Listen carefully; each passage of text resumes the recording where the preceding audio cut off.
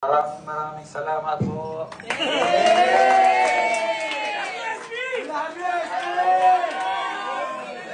Sino yung mga taga-Tondo?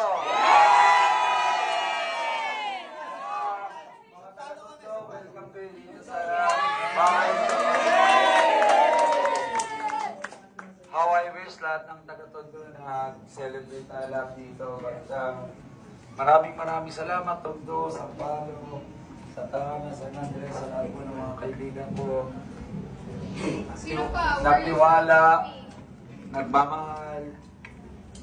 Maraming salamat po. Kanina, napaiyak ako, sabi ng isang supporter natin, yung ulan daw, parang luha daw niya dahil hindi tayo dinala doon sa City Hall. Pero alam nyo ba? Minsan, may mas magandang plano ng Panginoon. Yes! Walang talo. And excited na ako malaman kung ano yung kapalit.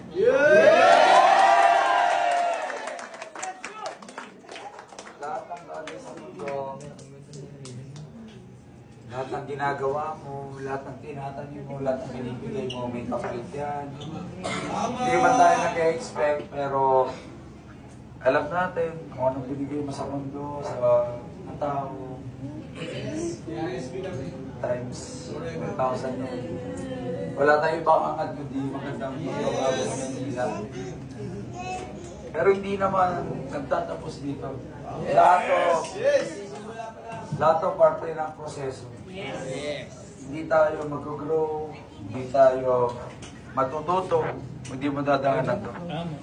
Sabi ko nga kanina ko, uulitin lahat to. Tapos alam kayo resulta, uulitin ko pa rin lahat. Dahil yan sa mga taong nakilala ko, nakasama ko, yung mga taong natulungan, na bagong buhay, mga taong umaasa, at lalo na yung mga taong nagtiwala at nagmahal sa akin. Hindi pa tapos po ito. Hindi naman ibig sabihin wala ka sa posisyon, hindi ka na makatulong. Hindi naman ibig sabihin na sa posisyon ka. Wala ka sa posisyon, hindi mo sila mapagtatanggol. I still have all the resources, all of you. We can still make a difference in this world, in this country, in this city. But kung ano man plano sa atin nung nasa taas, we trust in Him. And gusto ko pasalamatan kayo lahat. Hindi kayo nabigo kasi dahil sa tiwala at pagmamahal nyo, mas lalo ko pang gagalingan. Yes! Mas lalo ko pang sisibagan. Mas lalo pa nating papatunayan na lahat ng mga sinabi natin, ginawa natin, hindi lang pang-eleksyon. Ito'y habang buhay na advokasya, habang buhay na serbisyo para sa mga tao.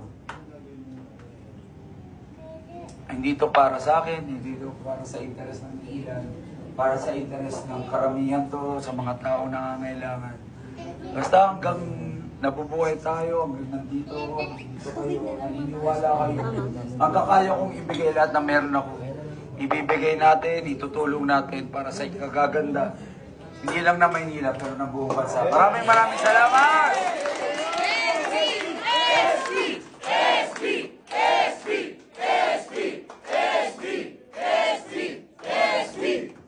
Lahat po ng mga naging volunteer, staff, mga nagtrabaho, nagpagod. Okay, maganda kasi.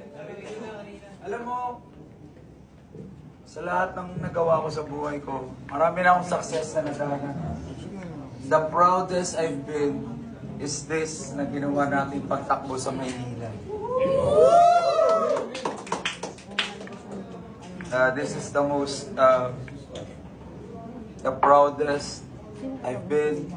This is the most honorable thing I've done in my life.